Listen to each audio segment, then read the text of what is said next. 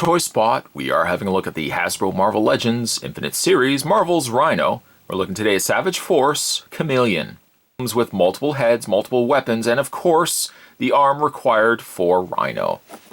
I'm kind of super excited to get this one opened up because I love the fact that it's got two different heads. It's got the Cameleon head, it's got the Hammerhead head, a Hammerhead head, and he's got the J. Jonah Jameson head as well. Spin around the back of the package.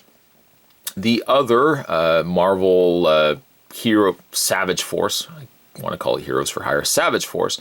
The other figure is Kraven, which we've already had a look at. The read-up says, professional criminals for sale to the highest bidder. These half-brothers have made treachery a family tradition. Other figures available from this wave, there is the Scarlet Spider, Superior Venom, Heroes for Hire, Misty Knight, White Tiger, we have Kraven the Hunter, Ghost Rider, and Cameleon. Spot's going to take a break. I'm going to get this opened up, and when we come back, we're going to get a better look at the Hasbro Marvel Legends Infinite Series Savage Force Cameleon. There's more heading away, guys. Don't go anywhere. Stay tuned. Let's first have a look at the arm that comes included with Cameleon. Yes, in fact, it is the exact same arm as we had already gotten, just on the other side. That's how arms work. We're going to take the arm, reach off camera to the Rhino that we've almost finished, and plug that into place, and we're just a head away. Just a head away before we finished Rhino. Give you just an idea of how big he is versus Cameleon. And we'll just put him to the side. Cameleon, funny enough, comes with the most accessories of all the figures in this series. And yet, for some reason, Ghost Rider could not have come with a chain. That makes no sense to me. The figure is pretty good for something that I feel would have been reused parts. The jacket, the legs, the fact that this is a suited figure, I feel like this has been reused before. Perhaps for like a Norman Osborn or maybe a Tony Stark. It does certainly leave itself open that if you wanted to customize it for other things too, you could buy just a whole ton of Cameleons and go crazy with customization. Speaking of customization, he does have alternate heads, one being J. Jonah Jameson, the other one being Hammerhead. So really, sneaky Hasbro, they gave you really a figure that if you are a diehard Spider-Man figure collector, you might potentially pick up 3 of these just so you can have one figure with each of its own heads.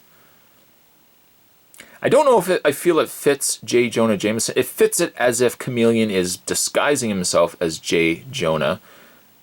But I feel like this is not a proper body nor suit that JJ would be wearing. On the other hand, though, Hammerhead, I feel like this is the perfect body. Maybe he could be a little bit bigger, but it's the perfect body for his head. Before we switch out the heads, let's look at Cameleon's head. I don't know if I feel like there could be maybe too much blue going on with the face. Cameleon is white, well, white masked, I should say.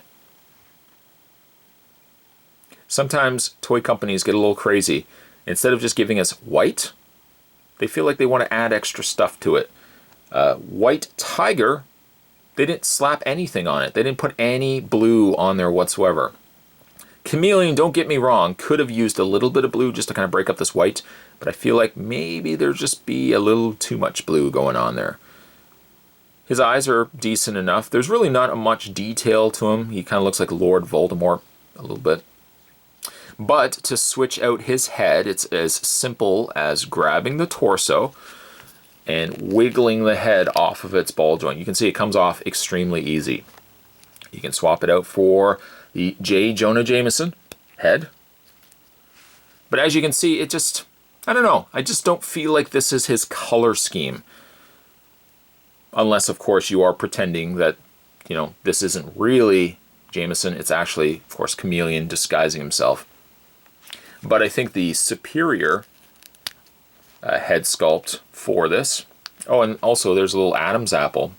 I don't know if that's on purpose, but it kind of looks like an Adam's apple. But you can pop the Hammerhead head on there. I don't know, I just think it suits him a little bit more than J. Jonah. At least I have a head that I could potentially make a custom J. Jonah Jameson. I just feel like I need the proper body for it. So I might very well pick up another figure just so I could have one as Hammerhead and then one as Cameleon. It's a solid head sculpt too, on really all three of them. But I think for the sake of this review, because we are discussing Cameleon, let's actually put him back to his true form. Pop the head back on, there we go. Some of the other accessories that come with Cameleon, and again, he has a lot. He has a little side blaster, more futuristic than realistic. Well, probably more like a ray gun, it almost seems like. But then he's got more rooted, realistic weapons. One being a Tommy gun,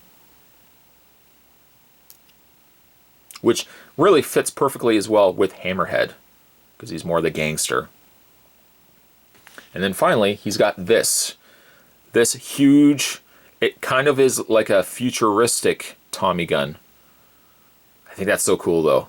This piece, by the way, can pop off. And they went as far as to have like a little indication of bullets. It's not painted though. The only paint resides in the barrel of the gun where there's that little bit of red. But that's a cool looking gun. I think I'd probably be more inclined, I think I might still keep the Tommy gun as Chameleon's gun of choice. I know it fits better, I think, with Hammerhead, but I think it suits Cameleon as well.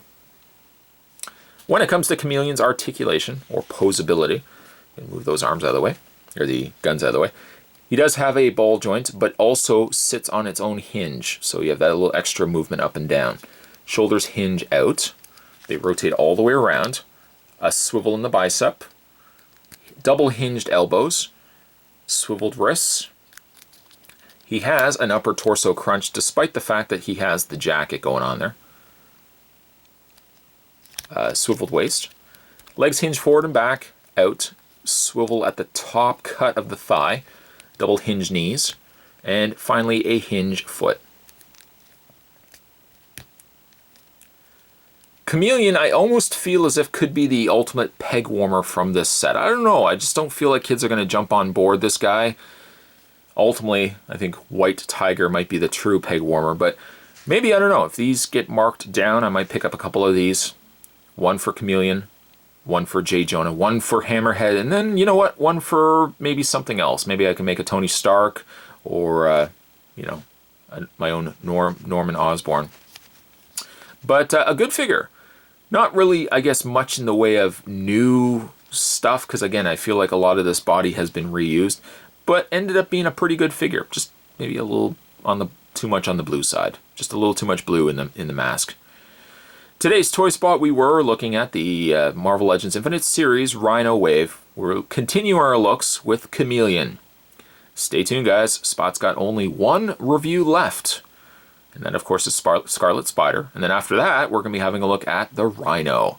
Stay tuned for that, guys. Thanks for watching. See you next time.